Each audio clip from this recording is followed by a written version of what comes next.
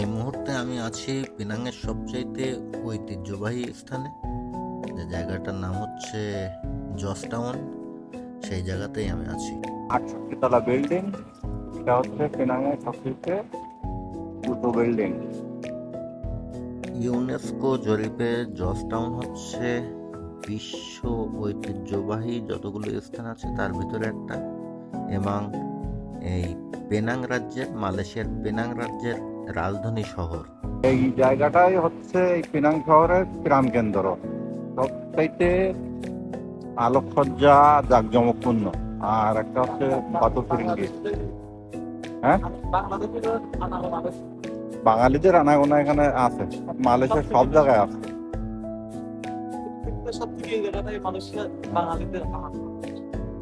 এই যে এখানে ফুল বাংলায় লেখা আছে।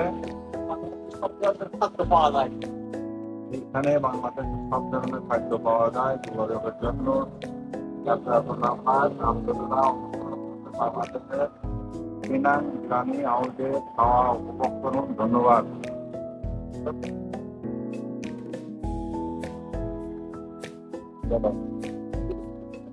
খাওয়া দাওয়ার মধ্যে নেই।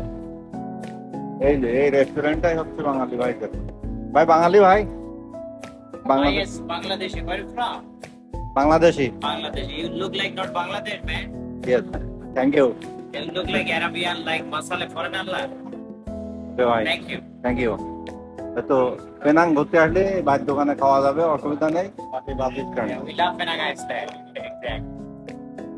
আচ্ছা, আমরা আবার যাই দেখি। এই যে আলোকসজ্জায় সজ্জিত বিল্ডিং। একটানা বাংলায় কথা না বলা পর্যন্ত কেউ আমাকে চিনতে পারে না যে আসলে আমি সাদা চামড়ার দেশের মানুষ না সত্যি সত্যি বাংলাদেশি মানুষ। যাই হোক, এই একটা আনন্দই বলি, আনন্দই থাকি। খুবই জাঁকজমকপূর্ণ। আচ্ছা, আমাদের হাঁটার সিগন্যাল দিতে হাঁটে যাওয়ার চিন্তা ভাবনা করি। 18 শতকের শেষের দিকে আরবিয়ানরা এই পেনাং এলাকায় আসে এবং তারা ইসলাম ধর্ম প্রচার শুরু করে, সেই সাথে বংশ বিস্তারও। চলে আসলাম এইবার সাইডে।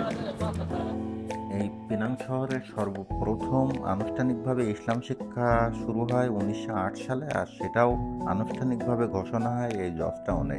ব্যস্ত গাড়ি ঘোড়া নানান তাল দিয়ে সবাই ব্যস্ত। যত মানুষ দেখছেন এর ভিতরে বেশি বাঙালি।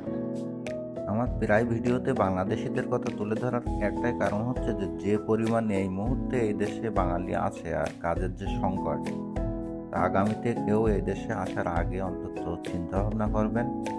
এই কারণেই আমি বারবার বাংলাদেশিদেরকে তুলে ধরি বা বারবার এই কথা বলি। কেউ কোনো দিক দিয়ে কম না। আইডি পাচ্ছেন মহিলার সাথে আর কত এটি পারবো, সকাল থেকেই হাঁটছে হাঁটছে, বাসে উঠছে, একটু বসবো সেট নেই। এই না বাস স্ট্যান্ড। চলো কাকু, দেখি আমরা বাস কোথায় পাই।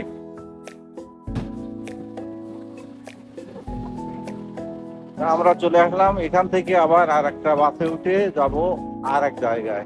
এই জন্য তো রাস্তা বরাবর বিজি ব্যস্ত, এই জন্য ভিডিওটা বেশি বড় করবো না। এরপরে আগামীকাল সকালে আবার দেখা যাবে কত কি করা যায়। সত্যি সত্যি ভিডিওটা আর বেশি বড় করব না। আর জর্জ টাউন সম্বন্ধে যতটুকু জানতে পারলাম সেটুকু জানালাম। এরপরে আমাদের গন্তব্য, তার জন্য বাসের অপেক্ষা করতে হবে অনেকটা দূরের পর। সেই হিসাবে ভিডিওটা শেষ করব, একেবারে গন্তব্য পৌঁছানো পর্যন্ত কি অবস্থা হয় সেটা দিয়ে। শেষ পর্যন্ত দেখতে থাকুন, সবাই ভালো থাকুন, আল্লাহ হাফেজ। কবুতর রাতের বেলা, এদের রাত আর দিন কি এখন।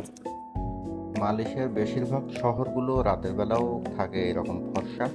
বিদ্যুৎ বিল কম, তাছাড়া চাহিদার তুলনায় অনেক বেশি।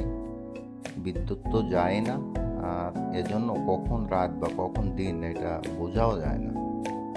বাস টার্মিনাল, বাস স্ট্যান্ড, এদের গুলো দেখেন, বাস স্ট্যান্ড গুলো। তুমি জিজ্ঞাসা করবা কোন জায়গায়। ও এখানে তো দেখা যাচ্ছে। মালয়েশিয়ায় বাসে ঘোরাফেরার অভিজ্ঞতা আমার খুবই কম, তারপরেও এ যাত্রা বাসে ঘোরাফেরা করতে গিয়ে যেটা বুঝলাম সেটা হচ্ছে একটু চোখ কান খোলা রেখে বুঝতে পারলেই অতীব সহজ এই বাস ভ্রমণ। কারণ কখন কোন লাইনের বাস যাবে বা আসবে সব কিছু এই টার্মিনালের মনিটরে ভেসে উঠছে। 302 ওই তো আছে, ওই না পাতু মুয়াং, হ্যাঁ ওই 302 পাতু মুয়াং, ওই আমাদের টার্মিনাল 4।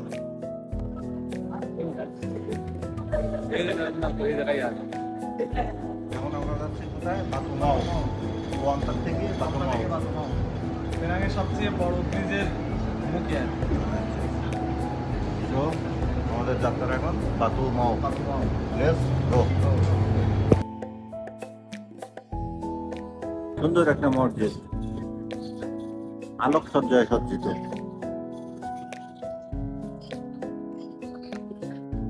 যে কোনো ধর্মের ধর্মীয় অনুষ্ঠান মানেই হচ্ছে গোটা মালয়েশিয়া আলোকসজ্জায় সজ্জিত হওয়া। আর এই মুহূর্তে তো চলছে রমজান ঈদের আমেজ, যে জন্য এই শহরটাও আছে আলোকসজ্জায় একেবারে ঝিলমিলি। বাংলাদেশ স্বাধীন ডক্টর ভাই, ঠিক আছে, দেখে চলবে ওইভাবে। বাসে যে কয়জন আছে সব কজনই বাংলাদেশি। আর এক ভাই পিছনে বসে টেলিফোন করছে, তার সে টেলিফোনের ধরন বা কথাবার্তা কখনো বিরক্তর কারণ বা কখনো হাসির খোরাক হচ্ছে। যাই হোক, ভালোই এনজয় করছে। সুন্দর একটা মসজিদ, এই আর একটা মসজিদ ঈদ উপলক্ষে আলোয় ভরপুর। কারেন্ট বিল তো দেওয়া লাগে না। নেমে পড়লাম আমাদের তৃতীয় গন্তব্য, তাই তো? এটা তৃতীয় 3 নম্বর গন্তব্য। আচ্ছা, ঘুরতে ঘুরতে সারাটা দিন ঘুরলাম। ঈদের দিন, এই ঈদের দিন বা ছুটিতে একটা জিনিস এসে দেখলাম পেনাং, এটা হচ্ছে ভাড়াভূত ডবল। ট্যাক্সি বলি, বাস বলি, গ্রাফ বলি, গ্রাও সব ডবল।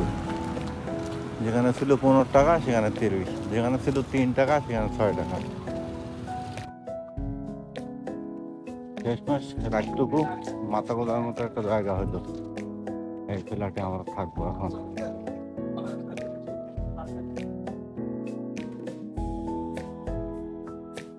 ওই সামনের ওই ভাতিজার কাছে আসলাম, থাকবো এই ফ্ল্যাটে।